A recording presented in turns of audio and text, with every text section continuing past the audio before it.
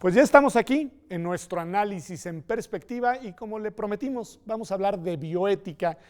Ricardo, ya nos decía Paloma Báez, nuestra estudiante del día de hoy, qué es la bioética, digamos, en términos generales, pero ayúdanos para quienes se incorporan ahora, digamos, a la audiencia, a retomar el tema. ¿De qué hablamos cuando hablamos de bioética?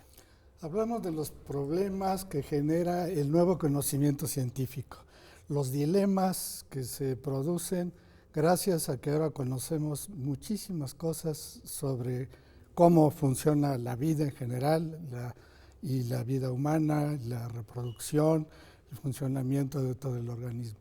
Entonces se han generado problemas que no existían hace 50, 60 años. 50, 60 años.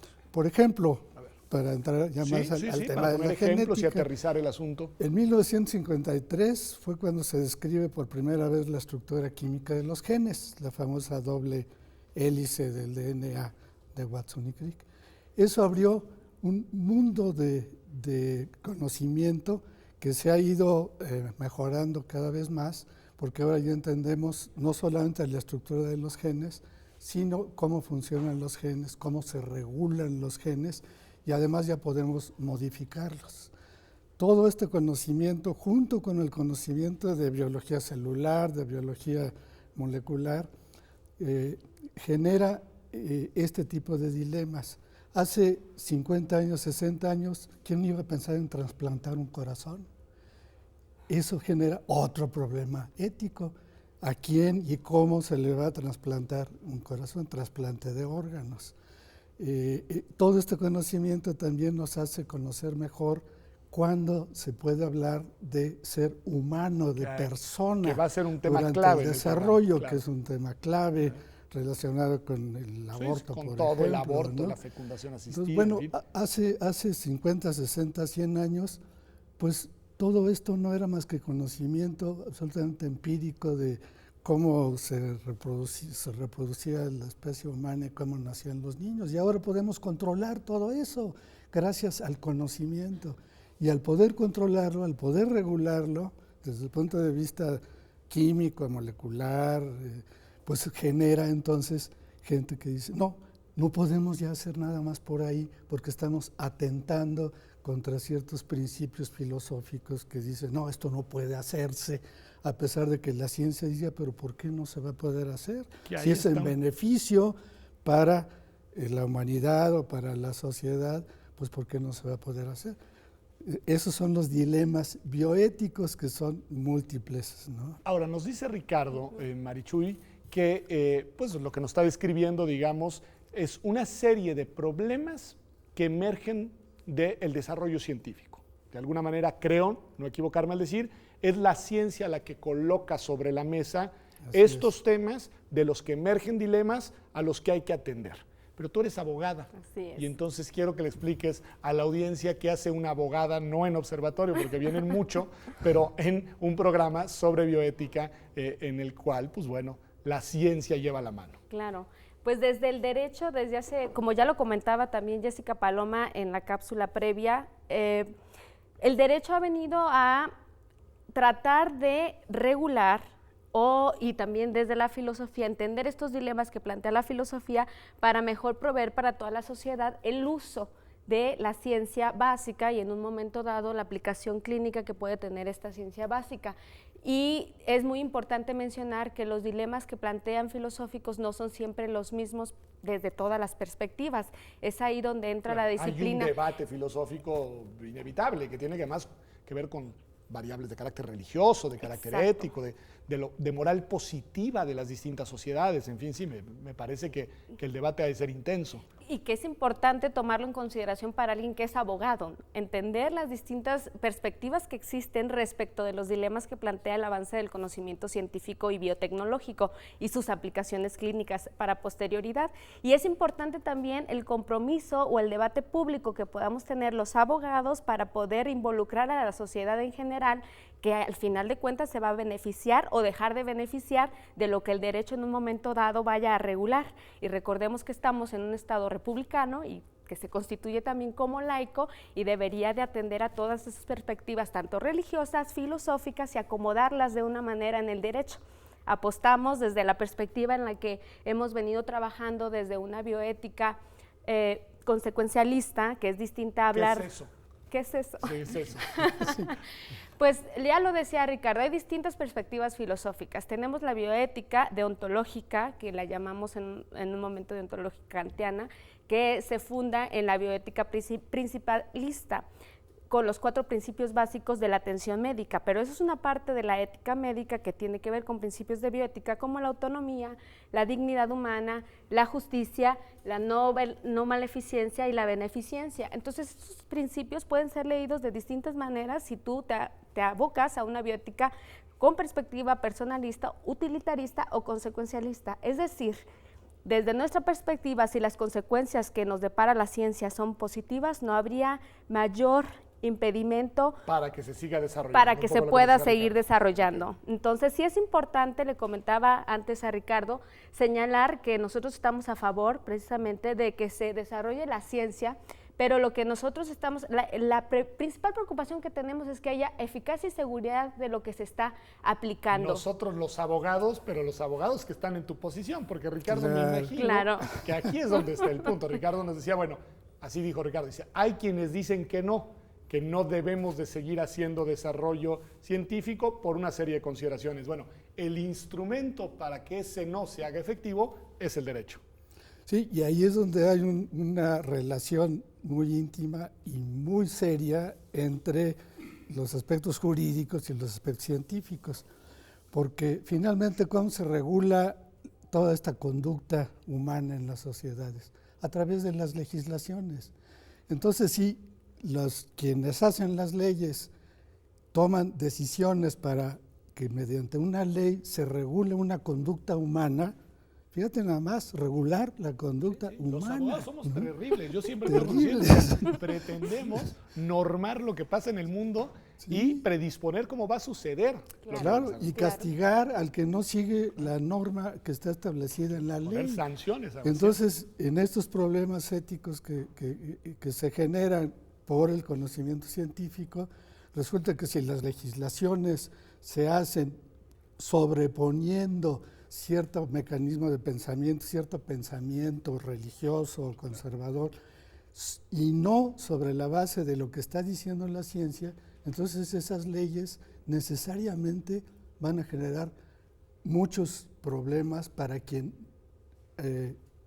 piensa y actúa sobre otras bases que no tienen nada que ver con la religión, por ejemplo. Te hago una pregunta directa antes de dar la palabra a Marichuy, que es como una aclaración sobre tu punto. ¿Tú dirías, si entiendo bien, Ricardo, que el criterio que debe de llevar, digamos, la mano para determinar cuál es la regulación social a este tipo de fenómenos debe ser el criterio científico?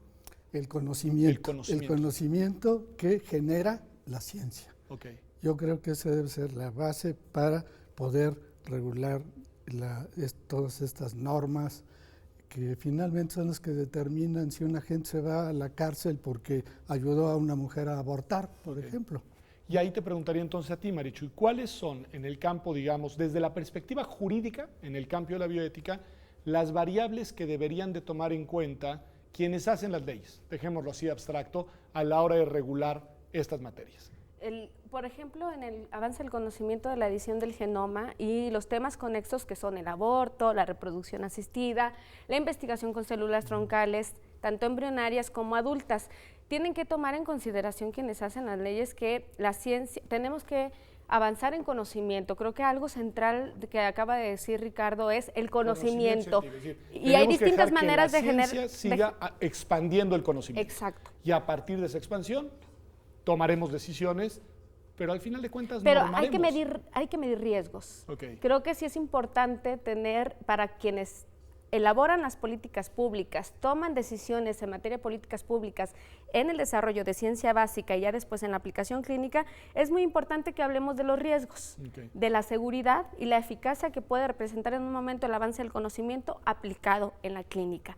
Entonces creo que sí tenemos que ir familiarizando a los legisladores a que tengamos discusiones abiertas que hablen de riesgos, pero siempre basados en el conocimiento que la ciencia nos aporta, no en prejuicios morales, no en perspectivas dilemáticas que tienen que ver con, precisamente sí tienen que ver con cuestiones muy importantes respecto del valor que le damos a la vida y cómo llevamos a la vida al laboratorio. Entonces creo que sí hay que separar lo que supone un conflicto entre lo que nosotros creemos tiene más valor para la sociedad y para en lo personal, con lo que supone el avance del conocimiento científico que puede dar un valor extra también a la vida a través de una aplicación clínica en un futuro. Está bien, pero entonces me dicen, a ver, el conocimiento científico va a ir llevando mano. Y en algún momento ambos me han dicho, y aquí la laicidad es muy importante. Es decir, que las concepciones religiosas no sean las que orientan este tipo de decisiones. Y luego Marichuy nos dice, y también que tu moral personal no sea la que vaya configurando las normas, sea cual sea esa moral personal. Bueno, entonces, en este tema de la bioética, además del desarrollo del conocimiento científico, ¿qué papel juega precisamente la ética? Digamos, ¿cuáles son los dilemas que es legítimo, Ricardo, colocar sobre la balanza para pensar los temas de la bioética? Bueno, en primer lugar, ya cuando se trata de tomar decisiones de aprobar o no aprobar ciertos procedimientos, de la genética que podemos hablar en un momento, sí, la edición de los genes, pues la ciencia, para poder decir qué cosas a su juicio sí deberían permitirse hacer, tiene que tomar en cuenta los riesgos, ya lo mencionaba Marichuy. Ponnos un ejemplo de riesgos, sí, Ricardo, ayúdanos a aterrizar, digamos, de qué hablamos. Un ejemplo que se discutió muchísimo desde 1997, cuando se clonó la famosa oveja Dolly en Escocia, el primer mamífero clonado. Esto generó, y que no para todavía esta discusión. ¿Cuál es aquí el dilema? Desde el punto de vista estrictamente de ciencia, yo no alcanzo a ver ninguna objeción para clonar un humano. Pero resulta que técnicamente es terriblemente difícil tener un procedimiento para clonar humanos que tenga un riesgo suficientemente bajo como para que esto sea permisible. Mientras esto siga así, ningún científico apoyará la clonación humana. Pero conste, por razones técnicas y de riesgos. Por razones de que el riesgo es altísimo de que el producto de esa clonación humana no sea un humano normal físicamente, sino que tenga muchísimos problemas. Entonces, mientras todo esto no se resuelva... Sí, pero lo condicionas a un desarrollo técnico. O sea, yo lo condiciono a un desarrollo técnico. Si se contara con el instrumental suficiente para hacerlo, no tendrías una objeción. La fertilización in vitro, recordemos que la primera, si no recuerdo mal, fue Louisa Brown en 1980 o 81. Bueno, muchos bioeticistas, uno de los que era miembro de la Comisión de Bioética en la época de Bush o anterior, inmediatamente dijeron, la fertilización in vitro es un atentado contra la dignidad humana. Así lo plantearon. Y en la propia ONU se llegó a decir eso. Bueno, la ONU también con la clonación también sacó sus conclusiones diciendo que la clonación humana era un atentado contra la dignidad humana, parecido a lo que sucedió cuando la fertilización in vitro. Bueno, ¿en qué sentido eso es un atentado contra la dignidad humana cuando la fertilización in vitro ha permitido que muchísimas parejas, muchas mujeres tengan hijos, seres humanos vivan? Claro. Pues sí, y que a su vez ya sabemos ahora que no se causó ningún daño, que ya habrá millones de personas que han nacido por fertilización in vitro y que han tenido hijos por vía natural o por fertilización in vitro. Pero al principio eso sucedió y con la clonación eso es lo que pasa también, pero no hay ninguna razón de fondo científica, biológica, para decir que se atenta contra nada por ese procedimiento. María Jesús, ¿estás de acuerdo? Porque lo que quiero es saber si forzamos, si es que existe algún tipo de diferendo. Tú también sostendrías desde tu perspectiva como abogada, sí, claro, que además obviamente aborda estos temas tomando en cuenta los dilemas filosóficos y éticos que hay detrás, que la única consideración que debemos de tomar en cuenta para no practicar clonación humana es el no suficiente desarrollo técnico que nos permita hacerlo con seguridad. ¿Tú estarías de acuerdo? Estoy totalmente de acuerdo. Es muy difícil no coincidir con Ricardo. Creo que desde que él es la investigación que él ha hecho ha sido una de las razones por las cuales me he apasionado por el área de la bioética y la jurisprudencia médica o el bioderecho o la biojurídica, porque son ramas tan nuevas también como las nuevas tecnologías de edición genética que están también construyendo sus métodos interdisciplinares para poder hablar en este diálogo dilemático con otras disciplinas. Y si realmente coincido, esta perspectiva consecuencialista lo que trata también es de justificar moralmente este avance científico, la permisión de este avance científico que debe de llevarse a cabo mientras haya buenas razones para hacerlo. Buenas razones que nos permiten, moralmente hablando, dar beneficio en un futuro a la sociedad a través del desarrollo de conocimiento. Entonces, realmente se trata de tener razones científicas, como lo dije en un principio, de seguridad y de eficacia para tener la mejor gobernabilidad posible. Uno de los países que desde los 80s precisamente empezaron una gran discusión fue el Reino Unido, cuando el doctor Robert Edwards, que fue el que en ciencia básica desarrolló la fertilización in vitro, y después otro colega, Stephen Tu, que los dos ganaron el Premio Nobel de Medicina precisamente por la aplicación clínica que hizo el médico respecto a la ciencia básica que hizo el doctor Edwards. Entonces de ahí se vino una gran discusión en el Reino Unido con la filósofa Mary Warnock, que habló precisamente, invitó a abogados, invitó a tomadoras de decisiones judiciales a que tuvieran un gran debate respecto de lo que estaba en el centro de la discusión moral. ¿El embrión humano es persona o no? Es una gran discusión. Podemos llevar a cabo investigación a nivel in vitro, a nivel celular, para poder facilitar que las personas puedan reproducirse, que es la verdad un deseo de toda la humanidad desde la existencia misma. Y bueno, todo este debate respecto de que sí creemos que es importante avanzar en ciencia básica, creemos que es importante también proporcionar a todos el derecho a fundar una familia, el derecho a reproducirse biológicamente, porque hay otras maneras de concebir una familia, vamos a decirlo, no nada más con la reproducción asistida.